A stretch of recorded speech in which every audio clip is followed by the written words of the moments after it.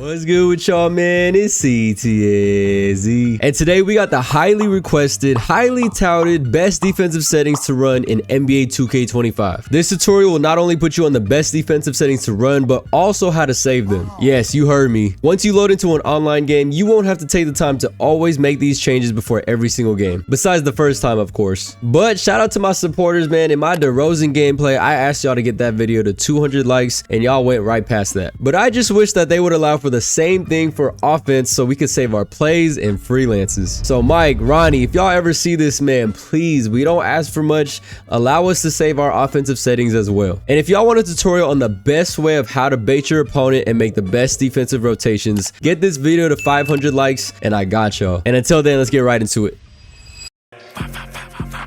Pest control, who called about rats? Pussy.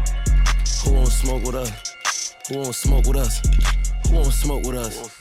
Alright, so I'm going to show y'all where to go and how to save it. Once you load into the game, all you want to go to is the best mode in the game, Play Now Online. And from here, you're going to go to Quick Play. And it's up to you if you want to choose the best team or not, but you can in the Sacramento Kings. And once you load into this Quick Play offline game, you want to go to Game Plan. And then from here, you want to go to Defensive Settings. And when you get the game brand new, straight from the box or digital copy, it's going to be on automatic for Team Focus. What you want to do is toggle left one time so it says Custom. And now as y'all see, y'all can already see my settings are already saved. So let's get right into it. The first one is on ball pressure. What you want to have it to is tight. I know as of right now shooting is tough, but 2K can make patches, and I've seen people green more with the rhythm shooting. And trust, you don't want to give up a bunch of jump shots, especially once people start to figure out how to green. So keep this on tight. Next up is the off ball pressure. So this is basically your AIs. How tight will they be defending their matchups? Luckily, backdoor cuts have been patched this year, but there's still a way to manually send your teammate on a back cut. So if your opponent is a back cutter, you definitely want to have this on moderate or maybe even gap for guys that can't shoot. But just as an overall team preset, I definitely highly suggest you run moderate, because if you have this on leave or anything less than moderate, right, and you put it and it's on Steph Curry is going to have wide open jump shots. So as a whole, you want to just keep this on moderate and then make your single player adjustments from there. Force direction doesn't matter. On ball screen. So this one, as of right now, early stages of 2K, you can run go under, but me personally, I don't like going under because I just again, I don't like giving up open jump shots, open three-pointers. I like to defend the three-point line as much as I can help it. So for the on-ball screen, for the regular and the center, I have this on go over, which leads us into the hedges for the regular and for the center, which both, as y'all can see, I have this on catch hedge. Now, the only downfall with having this on catch hedge is that they kind of drop back. It's kind of basically a drop coverage. So the dex pop might be there. And that's really the only thing you're susceptible to is the dex pop, or basically a pick and pop. If you like to X switch a lot, you can put this on automatic. That way they're not so far back. But as of right now, because of how difficult shooting is and until they make any changes or patches to the game, I'm gonna run catch hedge for the foreseeable future. Now for stay attached, this is important. I like to have this on always because I don't want to give up a bunch of threes. And so this is why I have this set to always. So that way the guy that's setting the screen, or the guy that's at least defending the screener, will always stay attached to him. That way the dex pop or any kind of pick and pop will not be there. Now for off ball screens. So if your opponent likes to run a lot of plays or just, any kind of off ball screen actions, I like to have the same thing go over, same principle, same concept. Don't want to give up threes. But if you're getting killed and cooked because he's constantly running a bunch of off ball screens, you can have this to switch. But then again, the only downfall with having it to switch is it may cause some mismatches in terms of having a big on a guard or vice versa, a guard on a big. Post, this one isn't really too significant, but I kind of like to front the post a little bit so that way he catches it a little further out. So I have this set to 3/4 top. And then if you scroll down just a little bit, these ones are also very important. These help rules, all three of these right here, screen, drive, and cutter. You want to have these set to no help, none. Now the reason being is if you have this set to anything else like automatic or help and rotate, basically the AI is going to rotate for you and help you out. But me personally, I like to make my own rotations. And like I said earlier, I don't like to give up threes. So if I get blown by on the 3-point line, I'd rather give up a layup at the rim or even a dunk at the rim and have it be a late contest and possibly foul him to make him earn it at the free throw line, because I would hate if the AI just makes a bunch of rotations for me and then now I don't know where the help is coming from. I'm not sure where to rotate from, and now my opponent has a bunch of wide open threes because my AI is making the rotations for me. And then the last important thing right here is the transition defense. Again, same concept, self-explanatory. No threes. It's so hard to get back in transition defense, as y'all know, man. So getting back and getting out to the 3-point line as quickly as possible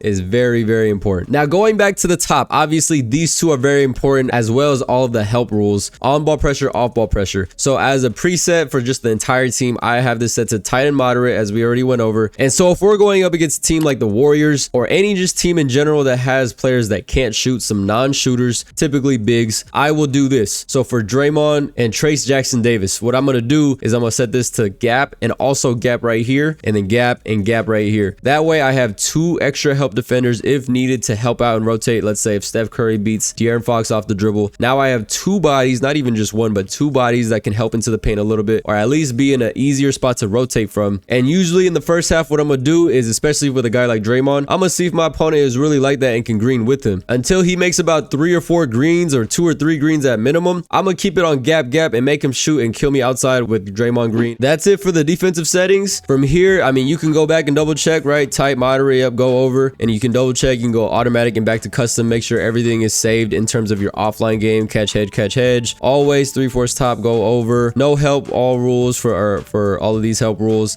and then all the way down here to transition defense for no threes. You can make sure everything is set before you leave. You don't even have to play this offline game. From here, all you want to do is quit. And so now I'm gonna show y'all raw footage, man. We're searching for a match right now, and as soon as I load up into the game, I'm gonna pause the game right away, and I'm gonna show y'all that these defensive settings saved and applied to my online game. All right, so right here, y'all see it, my timer just started. Literally, we have 3 minutes. I'm only 5 seconds into it. I'm gonna go straight to game plan. I'm gonna go to defensive settings, no cut right here, and look, it's saved, y'all. I didn't make any changes. Maybe it might be on automatic to start the game. All you gotta do is go to custom, and same thing. Y'all see it, man. Tight, moderate, go over, catch hedge, stay attached always, 3/4 top, go over, off ball screens. All my help rules, no help, none. And the last one, no transition threes on defense, man. I'm telling y'all, go into an offline game mode, make the changes needed, and then go into an online game, and y'all gonna see, man, this will save you an extra 30 seconds to a minute every single game. Now you don't gotta worry about your defense having to be set and changed, and now you can just hoop on defense. But all right then, y'all, that is gonna wrap it up for the best defensive settings tutorial. I hope y'all enjoyed it. Again, if y'all want a tutorial on the best way to bait your opponent and make defensive rotations, make sure you get this video to 500 likes, and I got y'all. And if you want to see a glimpse of my defense, click the top video on your screen and you'll see how we had our opponent in a box.